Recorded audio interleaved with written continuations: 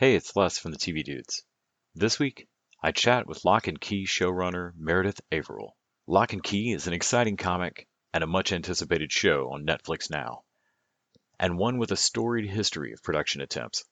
Meredith and I had gotten to talk briefly about it before, but now that the show's out, we could speak a little bit more in depth about the history of the project, what she loves about the material, and the challenges that she faced bringing it to screen on Netflix.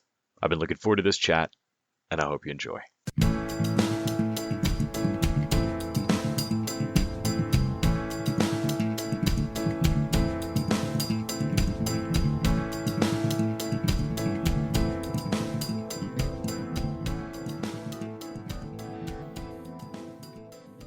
Thank you for making time this week. I really appreciate it. Of course.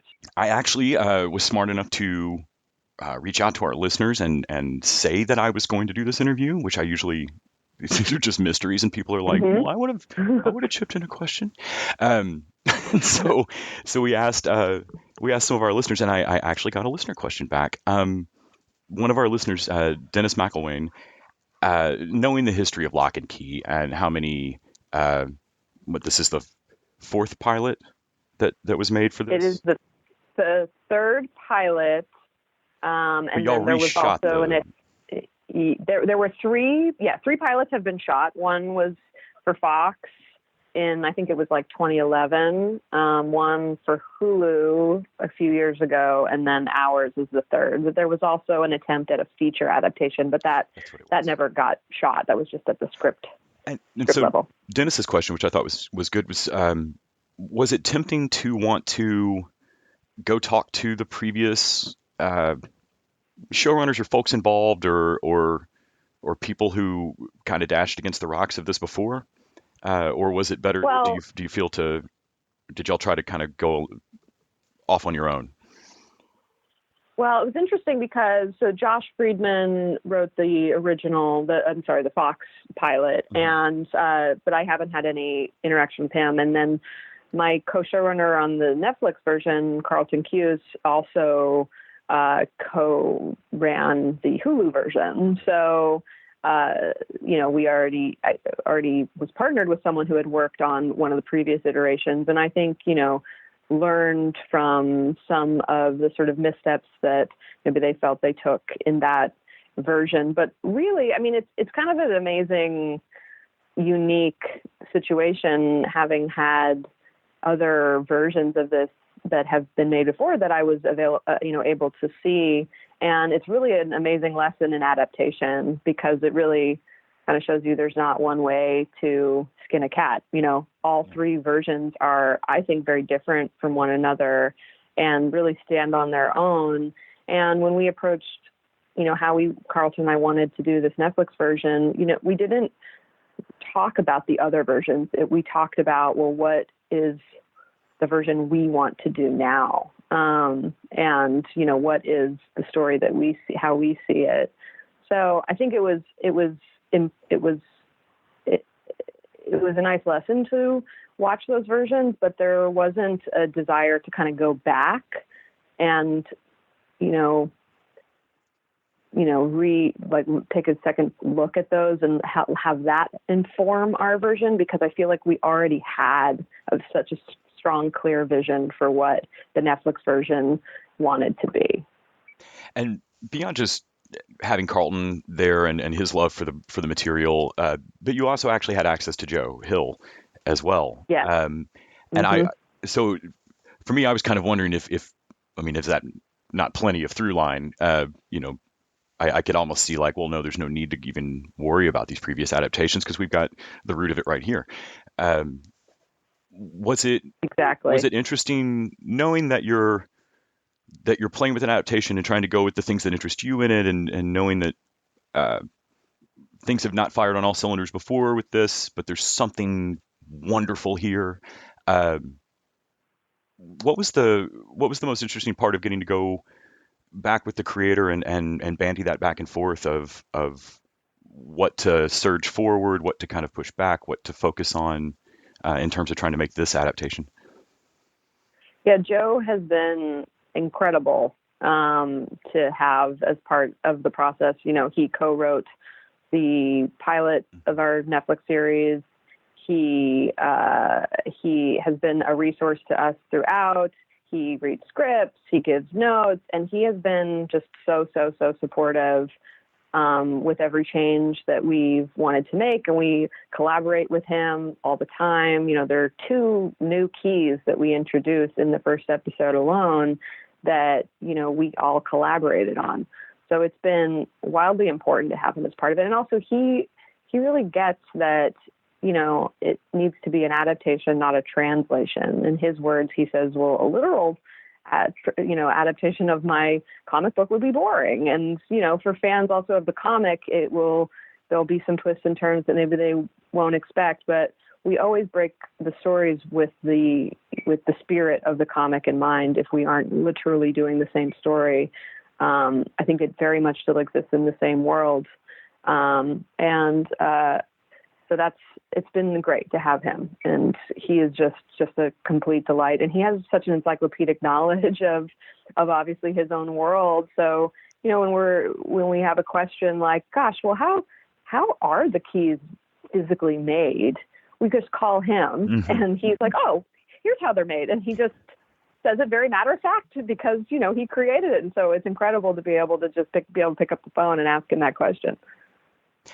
I mean, we first spoke, obviously, because of your most famous credit, Happy Town. Yes. And I know you from writing on things like Jane the Virgin or Star-Crossed or Good Wife. And then when we got to speak at, I believe it's ATX Fest about a little bit about Haunting of Hill House and a little bit about Locke and Key. Was it different for you moving into this property being a lot more effects heavy? I realize Hill House is far more effects heavy than maybe it lets on a little bit, but was it different for you stepping into did this feel like more of a pure fantasy? The show is really kind of cross genre. It's not, and that's kind of what's made it both what makes it difficult to adapt and also what makes the show so unique is that it's not just pure fantasy. It also has elements of horror and the murder mystery and a family drama and a teen romance. And, weirdly, my schizophrenic resume it feels like it prepared me to be able to write for the show because I have done all of those shows before. This just happens to borrow from elements from all of those genres. So, and it is a difficult balance, and finding that proportion of those tones within the show has been one of the biggest challenges, and one that I think that we have found and I really enjoy. So in a weird way, I feel like, all of those shows were the best kind of training ground to be able to work with this show. It definitely is the most visual effects heavy show that I've worked on, and I'm constantly learning more about what it is how to craft those sequences, how to collaborate with our visual effects supervisor, how to give notes on a visual effect when it isn't quite working for you, finding that vocabulary. That has been probably one of the thing that I had the least amount of experience with coming into a show like this, and something that I think I'm still constantly learning. And then I'm especially learning a lot from Carlton, who's, obviously worked on visual effect heavy shows before. So, that sort of was what was very new for me on this show. But in terms of the different genres, I feel like, those were things, sort of sandboxes that I had played in before. It's just that this is all of those things at once.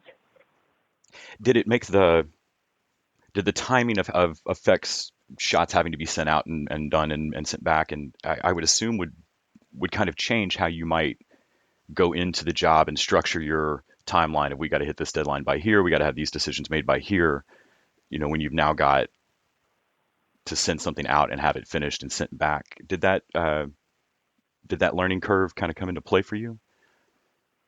A little bit. I mean, I think, luckily we have our post supervisor. He's the one that sort of sweats those sort of deadlines. And, but, we were still finishing visual effects last Wednesday.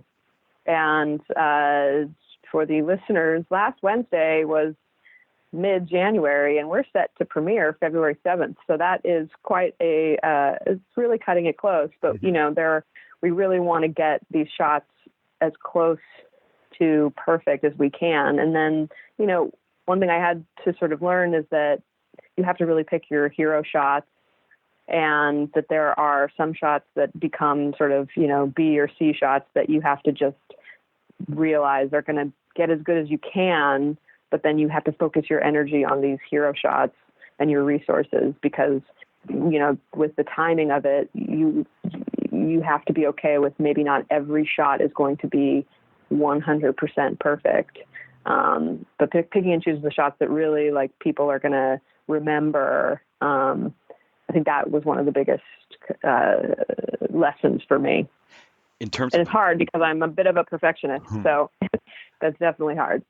Yeah, I could see it being really difficult to accept that not every single frame of this should be paused on the Blu-ray, moved to the center of the screen, and enlarged. And yeah, exactly. And also then I show the sequence back to my fiance, who hasn't been privy to every single little tinkering of every shot. And he's like, oh, that's the coolest thing I've ever seen. And you're like, okay, well, I'm obsessing over particles right now. Yeah. And not everyone is going to. So you have to kind of be willing to just kind of let it go. Yeah. In terms of learning that language back and forth with the visual effects folks, and choosing to be a little obsessive about the particles on some of these things, was there a moment that you were happiest with, or where you look back on it now and go, wow, I'm really glad that I fought to improve that a hair. I love that sequence now. Yes. There's a sequence in, so the head key is one of the more iconic keys from the series. And in the comic, it sticks into the back of someone's neck, and you can literally open their head as if it were a lid, and you can see what's inside of it.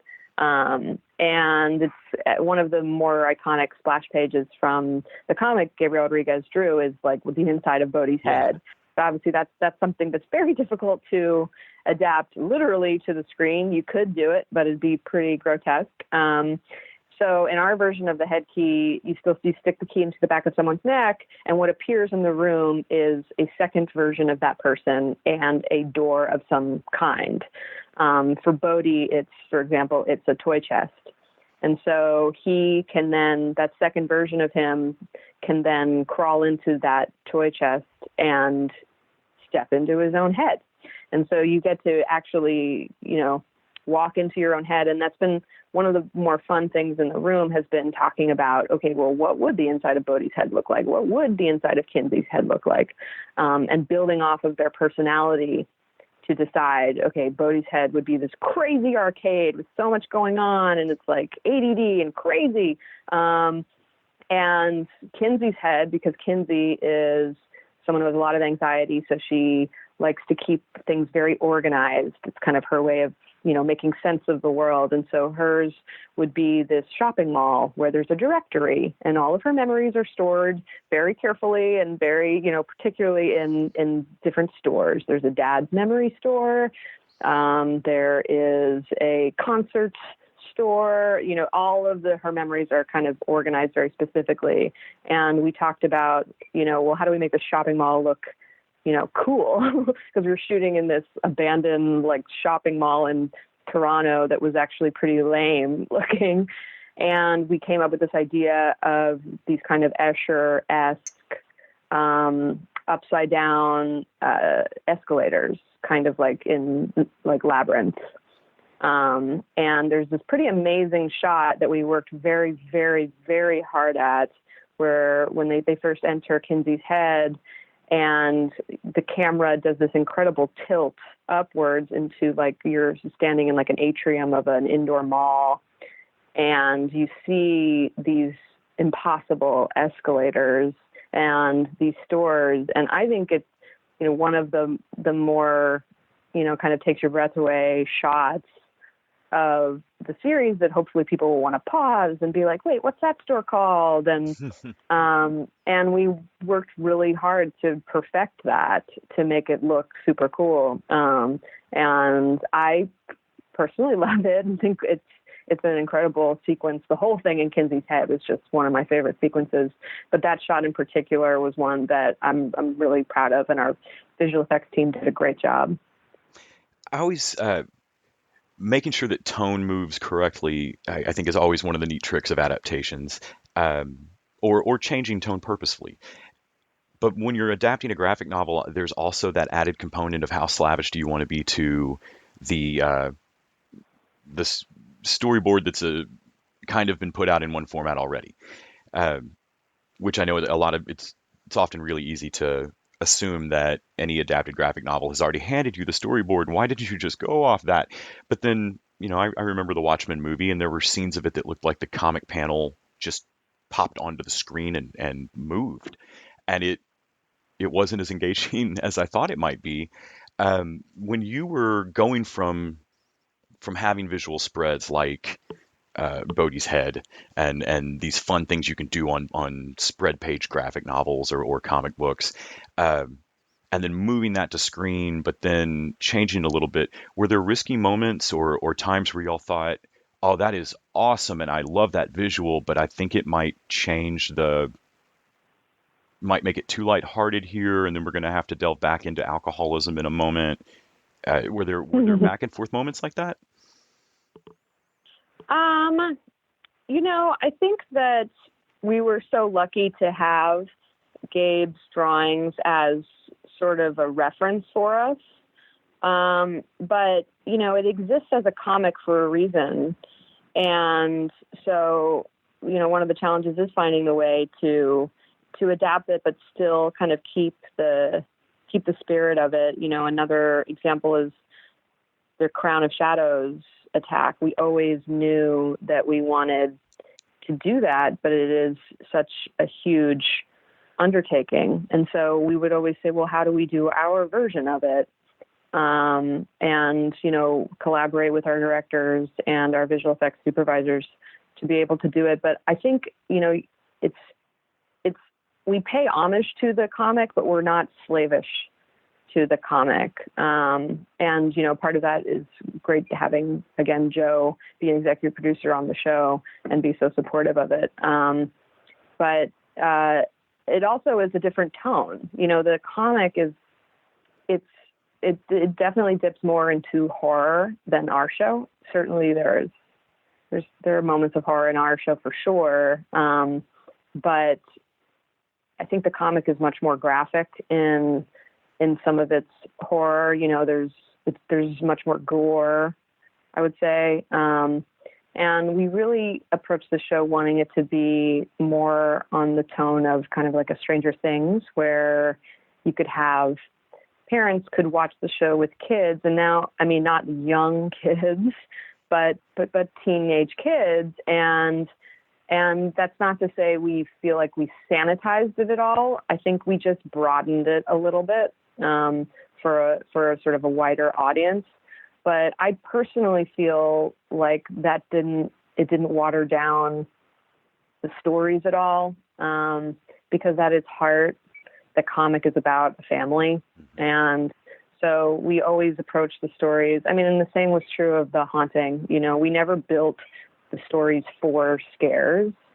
We built the stories for the emotion and being true to the characters. And then the scares come out of that. And I think that was good training for the way we approached the stories on Locke and Key as well. Like the horror and the fantasy elements all come from the family and what they're dealing with. And so that the comic has, sort of more graphic gore than our version, I don't think really changes the story, because at its heart, it really is the same story. It really is about this family trying to, grieve their father, and at the same time discovering these amazing magical keys that are,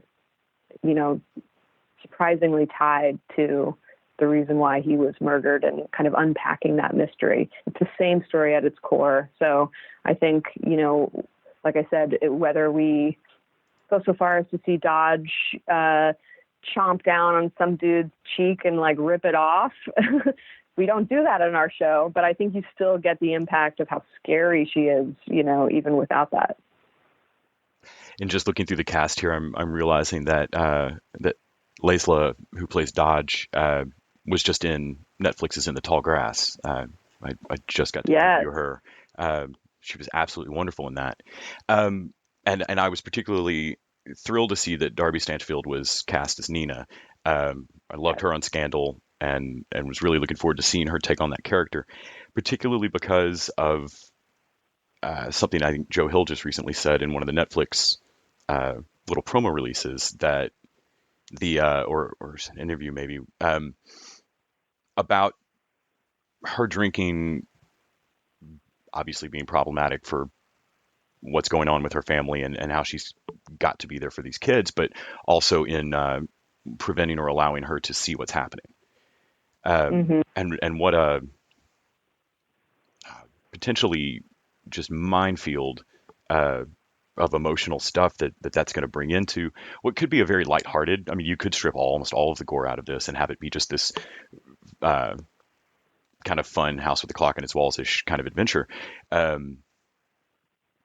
But those kind of plot elements are the thing that makes this a Joe Hill property for me, and makes this Locke and Key for me, in that it's going to deal with some darker stuff. Horror's not just blood. Horror's not just gore. Horror is really wondering if the thing that is breaking your mom is the only thing allowing her to connect with these kids. Yeah, absolutely. When you were coming aboard this property in the first place, what first sparked that itch or that curiosity for you, where you thought, yes, I could spend a couple of years obsessing about this? I mean, I think one of the things is something you just spoke to, which is that it was willing to, and one of the things that I love so much about horror is, the ability to take on, larger issues like that, but come at it from a way that doesn't feel so kind of isn't on the nose, being able to tell a story about alcoholism, being able to tell a story about anxiety. I mean, one of my favorite stories from the comics that I was so excited to do with this show is Kinsey making the decision to remove her fear. And because when we meet her, she's kind of crippled by this anxiety, like many teenagers, like many people in the world. And there's this wish fulfillment of, wow, there's this key that can allow me to just remove an emotion. And how great is that? And so she removes her fear, and we get to see her live fearlessly for a few episodes. And it's incredible, and you're so happy for her, and she really just is so much lighter on her feet, and it's just it's incredible wish fulfillment. And then some bad things happen because of it, and she has to learn the lesson that fear actually has a place in our lives, and that fear can be a gift. And I just loved that story so much, and loved being able to have the opportunity to tell it in this season. And Amelia Jones, who's this British actress that plays our Kinsey, she's just incredible. She's just such a star, and she does such an amazing job with it. And it's so seamless to her transition, but you really do just feel it. And then similarly with Nina, as you mentioned, with her alcoholism, one of the slightly bigger changes that we made is that when you meet Nina in the comic, she is already, she's a drunk, she's drinking, she's drunk for much of the comic.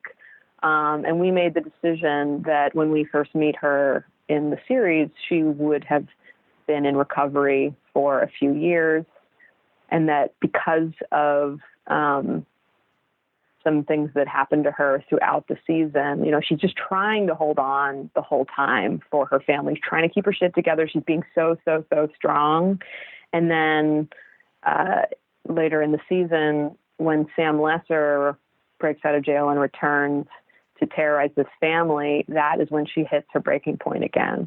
And that's what sends her off the wagon back to the bottle. And we just felt that arc for her was a really nice one. I mean, it's this return of trauma.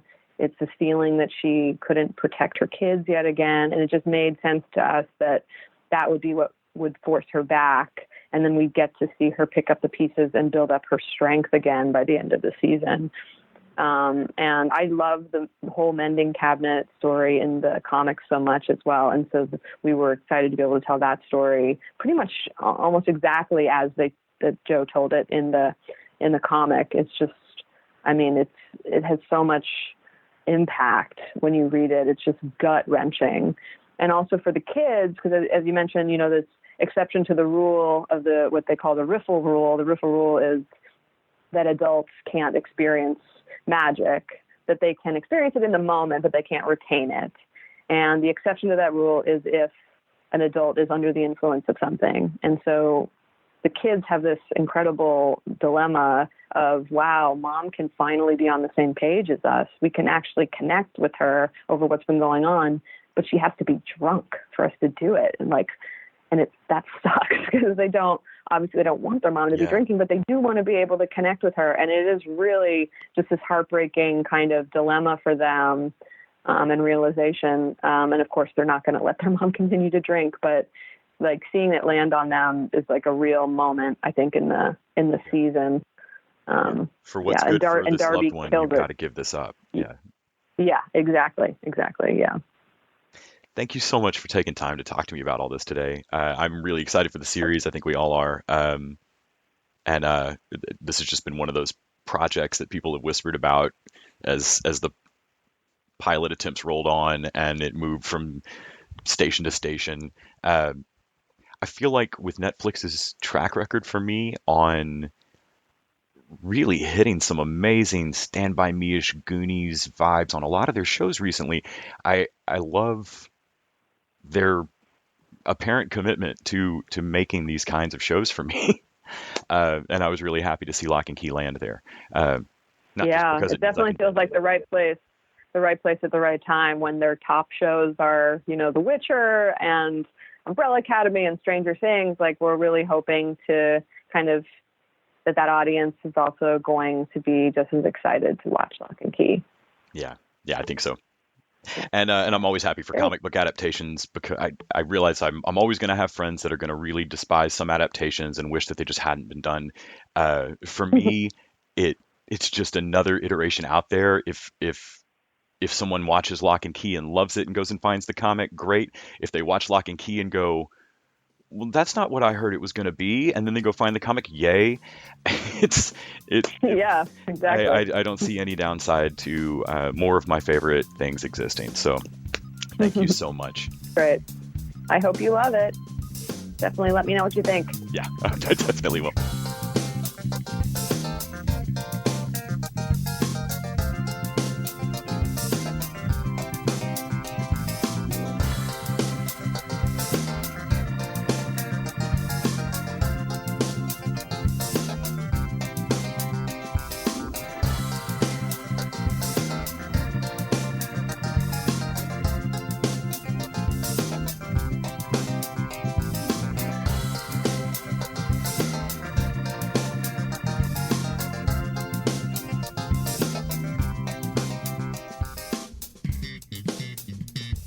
The TV Dudes is an independently run podcast and a member of the Electric Sweater Podcast Network. We are exclusively listener supported. If you'd like to help us out, go to patreon.com/tvdudes. You can like us on Facebook and Twitter @TVDudes. All the music for our show is by our friend and original TV dude, Gregory J. Amani Smith.